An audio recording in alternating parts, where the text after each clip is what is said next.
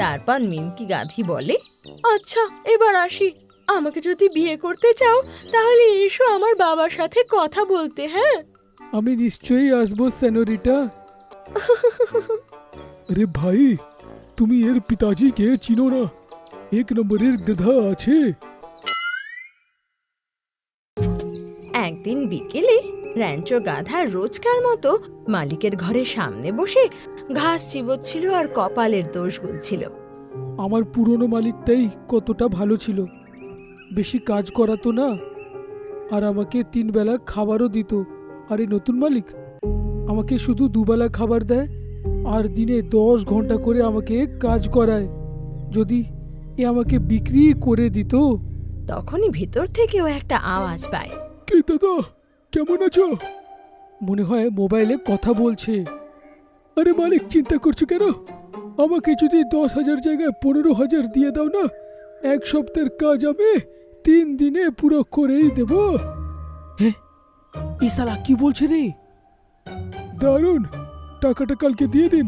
আর দেখুন, একটা গাধাকে দিয়ে 3টে গাধার কাজ করাবো, 15 ঘন্টা কাজ করাবো ওকে দিয়ে। ওরে শালা, 15 ঘন্টা কাজ! এ সোজাসুজি আমাকে চিতায় শুইয়ে দিচ্ছে না কেন? তাহলে এটাই কথা রইল, ভোর 4টে থেকে কাজে লেগে যাব। এ র্যাঞ্চো, প্রাণ বাঁচাতে চাইলে এখান থেকে পালা। র্যাঞ্চো গাধা খুব জোর লাগায় আর শেষমেশ ওর দড়ি ছিঁড়ে যায়। পেছনের দরজা খোলে, কিন্তু র্যাঞ্চো এত জোরে দৌড়ায় যে পেছন ফিরেও তাকায় না। সকালবেলায় ও একটা জঙ্গলে পৌঁছায়। সেখানে কালো ভালু মাটিতে পড়েছিল আর বাকি পশুরা ওর চারপাশে দাঁড়িয়ে কাঁদছিল।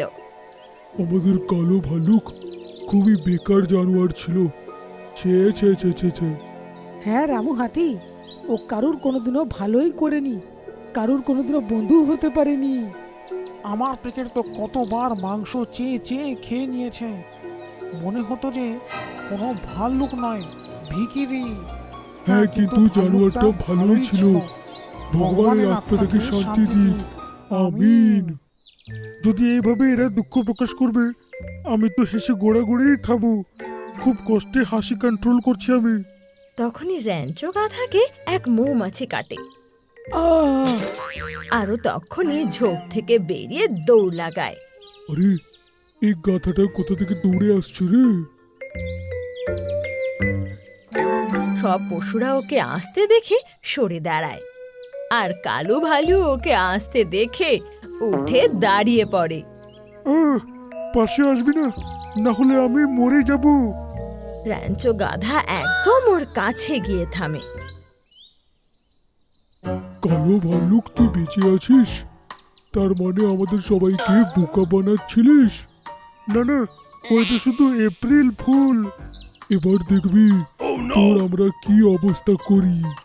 রামু হাতি কালো ভাল্লুককে তাড়া করে আর বাকি পশুরা র্যাঞ্চো গাধাকে দেখতে লাগে। তুই তো এই জঙ্গলের মনে হচ্ছিস না, কাহা সে এসছিস তুই? র্যাঞ্চো গাধা ওদের সব ঘটনা জানায়।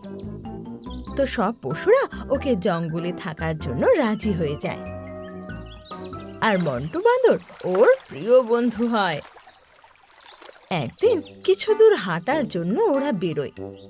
তখনই ওরা একটা গাধীকে ঘাস খেতে দেখে, যেটা দেখে র্যাঞ্চোর মনে আগুন জ্বলতে লাগে।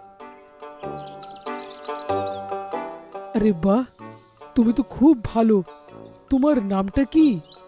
আমার নাম তো মিনকি, তবে আপনিও কম দেখতে নন, আপনাকে তো আগে দেখিনি এখানে।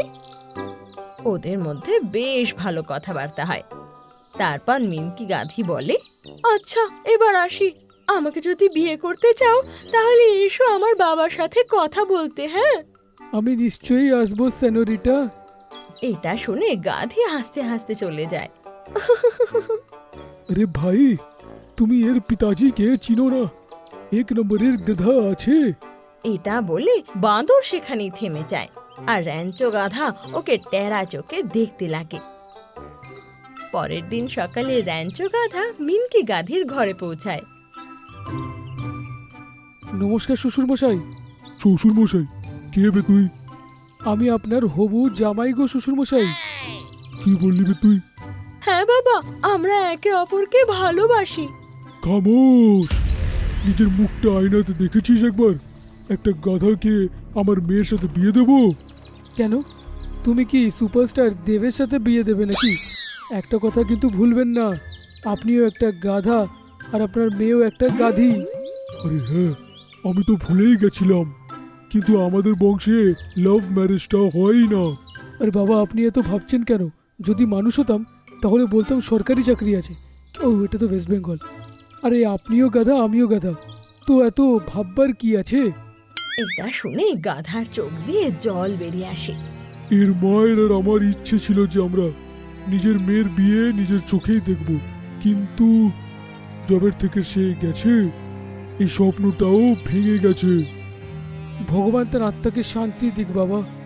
আবে মরে যায়নি, কিছুদিন আগে মন্টু শিকারি ওকে ধরে নিয়ে চলে গেছে, তাই ওকে খুঁজে পাওয়া যাচ্ছে না। মন্টু শিকারি?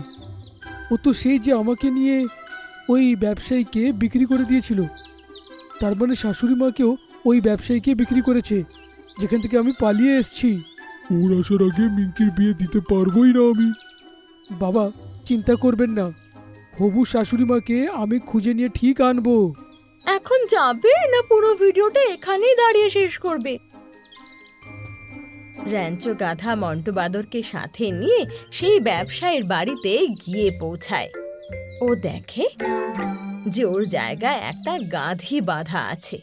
নমস্কার শাশুড়ি মা। আরে তুমি কে? আমি আপনার হবু জামাই, ছাড়াতে এসছি আপনাকে। র্যাঞ্চো গাধা দেখে যে গাধির গলায় চেন বাঁধা আছে, যাতে একটা তালাও বাঁধা আছে। ওরে বাবা রে, আমি তো দড়িটা ছিঁড়ে বেরিয়ে গেছিলাম, তাই এই ব্যবসায়ীটা এখন এখানে লোহার রড দিয়ে বেঁধে রেখেছে। তো আমি কি করব? আমি আজ করতে পারছি, ও তালার চাবিটা কোথায় রেখেছে। আমি যা যা বলবো ঠিক তাই তাই করবে।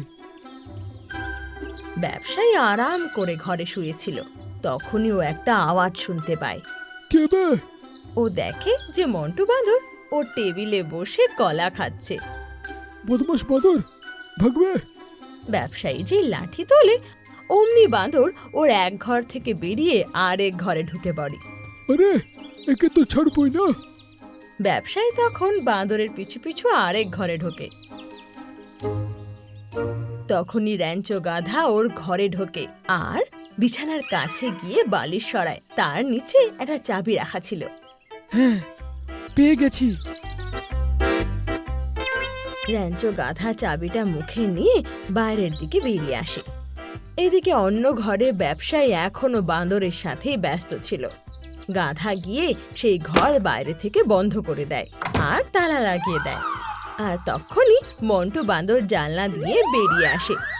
খোলো, কেউ বাইরে বার করো।